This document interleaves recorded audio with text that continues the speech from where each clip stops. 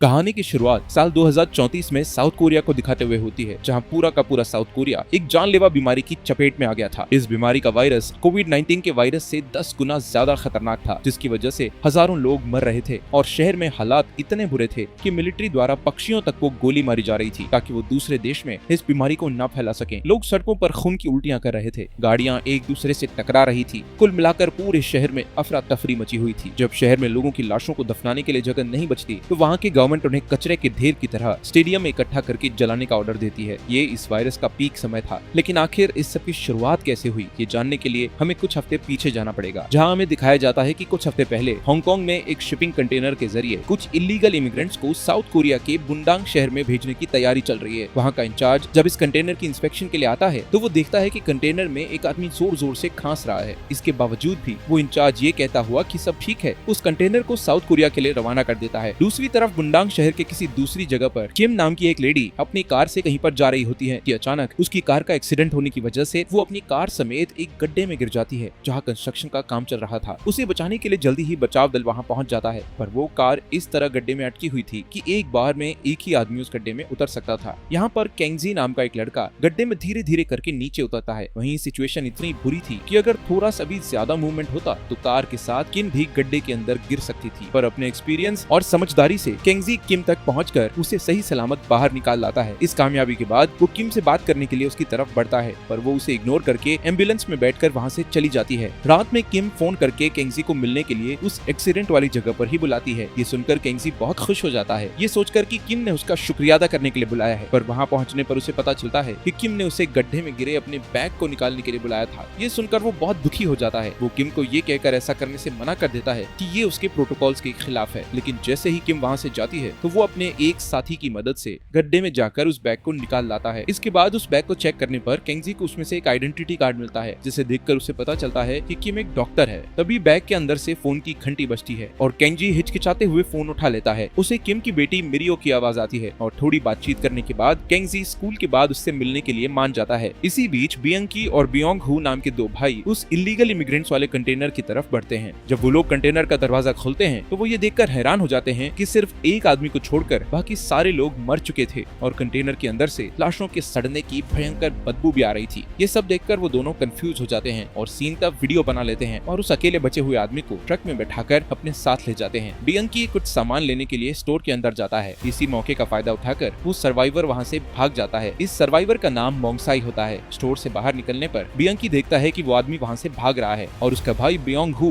बुरी तरह खांस रहा है। तभी बियंग उस आदमी का पीछा करता है, पर थोड़ी देर बाद उसका पीछा करना छोड़कर वो अपने भाई को एक क्लिनिक में लेकर जाता है, जहाँ डॉक्टर बियोंग को कुछ नॉर्मल दवाइयाँ देता है और उसे आराम करने के लिए कहता है। पर बियोंग को लगातार खांसी आ रही थी और खांसी के कारण उसके मुंह से निकलने वाले छींटे उसके संपर्क में आने वाले हर व्यक्ति पर पड़ रहे थे। वहीं दूसरी तरफ केंगजी स्कूल के बाहर किम की बेटी मिरियो से मिलने जाता है, पर अपनी माँ की तरह वो भी उससे बात नहीं करती। वो उससे अपनी माँ का बैग और केंगजी का बिजनेस कार्ड लेकर वहाँ से चली जाती है। अपनी कार से घर लौटते समय केंगजी को पास खड़ी एक बस में कुछ लोग बुरी तरह से खांसते हुए दिखाई देते हैं। इस तरह में दिखाया जाता है कि वायरस धीरे धीरे पूरे बुंडांग शहर को अपनी चपेट में ले रहा होता है। वहीं घर लौटने पर किम अपने बैग को देखकर बहुत खुश होती है और अपनी बेटी को गले लगा लेती है। साथ ही केंगजी को मन में इसके लिए थैंक यू बोलती है। अब जब घर पर वो माँ बेटी बात कर रही होती है तो किम को उसके हॉस्पिटल से फोन आता है कि वहाँ अचानक एक इमरजेंसी आ गई है, इसलिए उसे तुरंत हॉस्पिटल पहुँचना होगा। किम मिरियो को उसकी दादी के पास छोड़कर हॉस्पिटल चली जाती है। जब वो हॉस्पिटल पहुँचती है तो देखती है कि सब लोग डरे हुए हैं। वो तुरंत इमरजेंसी रूम की ओर जाती है, जहाँ पेशेंट बियोंग हु बहुत क्रिटिकल कंडीशन में था। उसे बहुत ज्यादा खून की खांसी आ रही थी और उसके पूरे शरीर पर लाल धब्बे पड़ गए थे। किम अपने सीनियर डॉक्टर से कहती है कि ये एवियन फ्लू है, पर वो उसकी बात से सहमत नहीं होते। जल्दी डॉक्टर्स बियोंग हु के फोन में वो कंटेनर वाला वीडियो देखते हैं जिसमें कि डेड बॉडीज भरी हुई थी। यहाँ पर वो लोग समझ जाते हैं कि ये वायरस वहीं से फैला है। वो जल्दी से बियोंग के भाई बियंग से इसके बारे में पूछने लगते हैं, लेकिन बियंग उन्हें कुछ नहीं बताता। वो बिल्कुल खामोश रहता है। तभी अचानक एक इमरजेंसी अलार्म बजने लगता है। बियंग ये देखकर बहुत परेशान हो जाता है और डॉक्टर्स की चेतावनी के बावजूद वो सबसे लड़ते भिड़ते इमरजेंसी रूम के अंदर पहुंच जाता है, जहां उसका भाई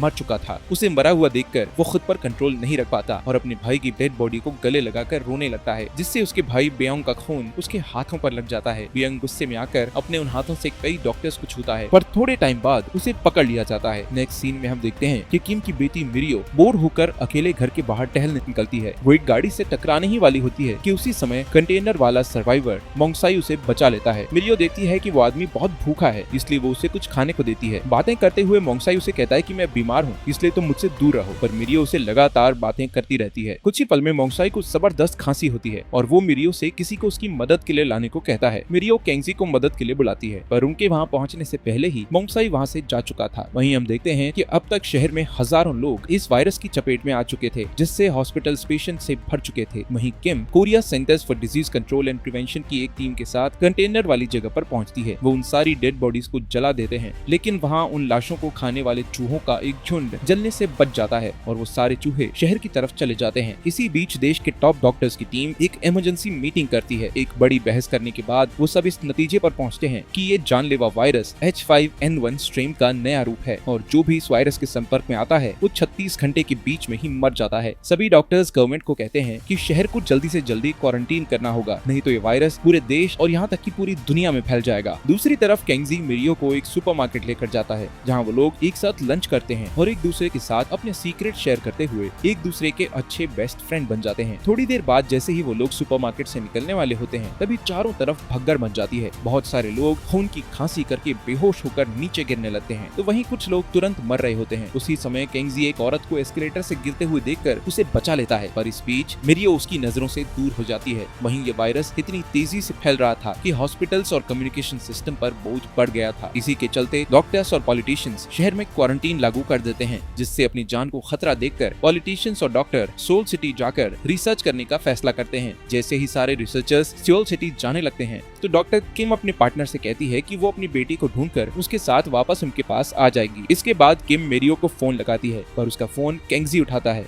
और वो उसे सुपरमार्केट के हालात बताता है। किम बिना समय गंवाए तुरंत सुपरमार्केट पहुंचती है, पर तभी वहां के हालात कंट्रोल से बाहर हो जाते हैं। लोग दुकानों को लूटने और एक दूसरे से लड़ने लगते हैं, जिसके नतीजे में वहां भयानक दंगा फसाद शुरू हो जाता है और इस सिचुएशन को कंट्रोल करने के लिए आर्मी वहां पहुंच जाती है। किम और केंगजी इतनी अफरा तफरी में मिरियो को ढूंढने लगते हैं और आखिरकार थोड़ी देर बाद वो उन्हें मिल जाती है और वो तीनों शटर बंद होने से पहले सुपरमार्केट से बाहर निकल जाते हैं। किम केंगजी से कहती है कि वो भी उनके साथ शहर छोड़ दे, पर वो कहता है कि लोगों की मदद करना उसका फर्ज बनता है, इसलिए वो उनके साथ नहीं जा सकता। ये कहकर केंगजी किम को उसकी कार की चाबी देकर उन्हें वहाँ से भेज देता है। थोड़ी देर बाद वो अपने एक साथी के साथ मिलकर सुपरमार्केट में फंसे हुए लोगों को बाहर निकालने लगता है। वहीं किम और उसकी बेटी एयरपोर्ट पहुंचकर सिक्योरिटी चेक को पास करती है, लेकिन जैसे ही वो सियोल जाने वाली आखिरी फ्लाइट की ओर बढ़ती है, तभी मिरियो खांसने लगती है, जिससे उन्हें फ्लाइट में जाने नहीं दिया जाता। उसी रात कोरियन आर्मी, यूएस फोर्सेस और KCDC के साथ मिलकर पूरे शहर में स्ट्रिक्ट लॉकडाउन कर देती है और सारे शहर वासियों को क्वारंटाइन कैंप में भेज देती है। वहीं सियोल सिटी में पॉलिटिशियंस, नेशनल और इंटरनेशनल डॉक्टर्स के साथ मिलकर एक इमरजेंसी मीटिंग करते हैं और इस नतीजे पर पहुंचते हैं कि सारे सिटीजन्स का एक टेस्ट किया जाएगा, जिसमें इन्फेक्टेड और अनइन्फेक्टेड लोगों को अलग अलग रखा जाएगा। उनका प्लान था कि जिन लोगों में इस वायरस के लक्षण नहीं पाए जाएंगे उन्हें छोड़ दिया जाएगा और जो इन्फेक्टेड होंगे उनको इलाज के लिए अलग वार्ड में रखा जाएगा। वहीं बुंडांग सिटी में किम अपनी बेटी के साथ वापस कैंप पर आ जाती है। वो देखती है कि वहाँ के हालात बहुत ही खराब होते जा रहे हैं। सड़कों पर चलना तो दूर, वहाँ लोगों के हिलने तक की जगह नहीं थी। उनमें से कुछ ऑलरेडी खून वाली खांसी कर रहे थे, जबकि दूसरे इस बात से डरे हुए थे कि वो भी जल्द ही इन्फेक्टेड हो जाएंगे। किम अपनी बेटी के बाल बांधते टाइम उसकी गर्दन पर रेड रैशेस देखती है। इसके बावजूद भी वो उसे क्वारंटीन कैंप के अंदर एग्जामिनेशन रूम में ले जाती है। अगली सुबह कुछ सैनिक गवर्नमेंट के ऑर्डर से बिल्डिंग्स की छतों पर चढ़कर सारे पक्षियों को गोली मार रहे होते हैं, ताकि वो वायरस को और जगहों पर न फैला सकें। उधर कैंप के अधिकारियों द्वारा मोंगसाई को ढूंढ लिया जाता है। उसको एग्जामिन करने के बाद डॉक्टर्स इस बात से हैरान रह जाते हैं कि किस तरह उसके शरीर ने इस वायरस से लड़ने के लिए अपनी इम्यूनिटी डेवलप कर ली है, जिससे वो उस वायरस के असर से बच गया है। तभी कैंप के अधिकारी किम को इस वायरस के लिए एंटीबॉडी पर काम करने के लिए कहते हैं, क्योंकि उस समय कैंप ने वही इकलौती ऐसी डॉक्टर थी जो उस वायरस के बारे में जानती थी। कुछ घंटों बाद किम मोंगसाई के शरीर से एंटीबॉडी निकालने में कामयाब हो जाती है। जैसे ही वो उस एंटीबॉडी को किसी पेशेंट के शरीर में डायरेक्ट इंजेक्ट करने की बात करती है, तभी उसके सीनियर्स उसे ऐसा करने से मना कर देते हैं। थोड़ी देर बाद जब वो अपनी बीमार बेटी को चुपके से उस जगह से निकालने की कोशिश करती है, तब दो क्वारंटाइन स्टाफ मिरियो को उसके टैग नंबर 2066 से ढूंढते हुए उन तक पहुंच जाते हैं। वो किम से कहते हैं कि उसकी बेटी का रिजल्ट पॉजिटिव आया है, इसलिए वो वहाँ से उसे लेने आए हैं। यहाँ पर किम बहुत ही ज्यादा दुखी हो जाती है, क्योंकि उसे अपनी बेटी से बिछड़ना पड़ रहा था। पर तभी केंगजी आगे आकर गार्ड से अपना नंबर 2066 बताता है, जिसके बाद गार्ड उसे इन्फेक्टेड जोन में लेकर चले जाते हैं। थोड़ी देर बाद केंगजी के एक फ्रेंड की नजर उस पर पड़ती है और वो बड़ी चालाकी चालाकी से उसे इन्फेक्टेड जोन से बाहर निकाल लाता है। वहीं दूसरी तरफ किम उस जगह पहुंचती है जहां मोंगसाई को रखा गया था। यहाँ पर किम ये जानती हुई कि हायर अथॉरिटी ने एंटीबॉडी को डायरेक्ट किसी को इंजेक्ट करने के लिए मना किया हुआ है, इसके बाद भी वो मिरियो पर उस एंटीबॉडी का इस्तेमाल करती है क्योंकि उसकी तबीयत बहुत ज्यादा खराब हो चुकी थी। किम अपनी बेटी और मोंगसाई के बीच एंटीबॉडी का ट्रांसफ्यूजन शुरू करती है, पर तभी गार्ड्स ये देखकर अंदर आ जाते हैं और किम को बेहोश करके इन्फेक्टेड मिरियो को वहाँ से ले जाते हैं। वहीं केंगजी देखता है कि गार्ड्स मिरियो को इन्फेक्टेड जोन में लेकर जा रहे हैं, इसीलिए वो उनका पीछा करता है। रास्ते में उसे मिरियो का हेड बैंड पड़ा हुआ दिखता है। जल्दी ही वो उस जगह पहुंच जाते हैं जहां हजारों इन्फेक्टेड लोगों की लाशों को प्लास्टिक में लपेटा जा रहा था, जिनमें से कुछ लोग अभी मरे भी नहीं थे। केंगजी मिरियो को ढूंढ ही रहा होता है कि तभी वो वहाँ एक भयंकर दृश्य देखता है जिसमें एक बहुत बड़ी क्रेन लाशों के ढेर को उठाकर स्टेडियम में डाल रही थी और ये स्टेडियम अब मुर्दों को जलाने का एक बहुत बड़ा गड्ढा बन चुका था। यहाँ पर केंगजी ये सोचता हुआ कि इससे पहले ये क्रेन मिरियो को उठाकर यहाँ से इस गड्ढे में जला दे, वो जल्दी से मिरियो को वहाँ ढूंढने लग जाता है। अचानक एक आग की बड़ी लपट लोगों की बॉडीज को अपने घेरे में लेकर जलाने लगती है। तभी केंगजी को एक रिंगटोन सुनाई देती है जिससे वो पहचान जाता है कि ये मिरियो के फोन की रिंगटोन है। वो तुरंत उस जगह भागता है और देखता है कि मिरियो प्लास्टिक में लिपटी हुई है जो कि अभी भी जिंदा है। दूसरी ओर क्वारंटीन कैंप के अंदर एक ऑफिसर एक इन्फेक्टेड सोल्जर को गोली मार देता है, जिससे लोग गुस्से से बेकाबू होकर कैंप से बाहर आ जाते हैं। बाहर जाते हुए वो लोग देखते हैं कि केंगजी मिरियो को जलती हुई लाशों के ढेर से बचाकर लेकर जा रहा है, जिससे वो लोग समझ जाते हैं कि इन्फेक्टेड लोगों को जिंदा ही जलाया जा रहा है। लोगों के भड़कने के कारण मेडिकल स्टाफ उस जगह को छोड़कर किसी और जगह पर जाकर मोंगसाई पर रिसर्च जारी रखने का फैसला करते हैं। वो किम को भी अपने साथ चलने के लिए कहते हैं, पर किम उन्हें ये कहते हुए मना कर देती है कि उसे अपनी बेटी को ढूंढना है। जैसे ही वो लोग बाहर की तरफ बढ़ते हैं तभी बियांग मोंगसाई को देख लेता है और अपने भाई को खोने का बदला लेने के लिए चाकू से उस पर हमला करता है। वहीं किम पागलों की तरह कैंप में अपनी बेटी को ढूंढ रही होती है, पर वो उसे नहीं मिल रही थी, जिस कारण वो दुखी होकर मेडिकल स्टाफ के साथ चली जाती है। उधर सोल सिटी में प्रेसिडेंट देखता है कि बुंडांग शहर पेंडेमोनियम के हाई लेवल पर पहुंच चुका है। प्रेसिडेंट को उसका एक मेंबर जिसका नाम स्नाइडर होता है वो कहता है कि इन्फेक्टेड लोगों को बाहर निकाल दिया जाए जिससे कि वो बॉर्डर क्रॉस न कर सकें, लेकिन इसके बावजूद प्रेसिडेंट एंटीबॉडी बनने तक आर्मी को वहां पर रुकने के लिए कहता है। स्नाइडर और वाइस प्रेसिडेंट उसके इस फैसले से खुश नहीं थे। अब क्योंकि बियांग ने मोंगसाई के पेट में चाकू मारा था, इसलिए मोंगसाई का बहुत सारा खून बह चुका था, जिसकी वजह से उसकी एम्बुलेंस में ही मौत हो जाती है। इसके साथ ही उन लोगों की एंटीबॉडी बनाने की उम्मीद भी खत्म हो जाती है। वहीं पर वाइस प्रेसिडेंट को इसके बारे में पता चलता है तो वो आर्मी को खुफिया आदेश देता है कि वो सिविलियंस को सोल बॉर्डर में घुसने से रोकें, जहां बहुत सारे सिविलियंस शूट आउट में मारे जाते हैं। वहीं केंगजी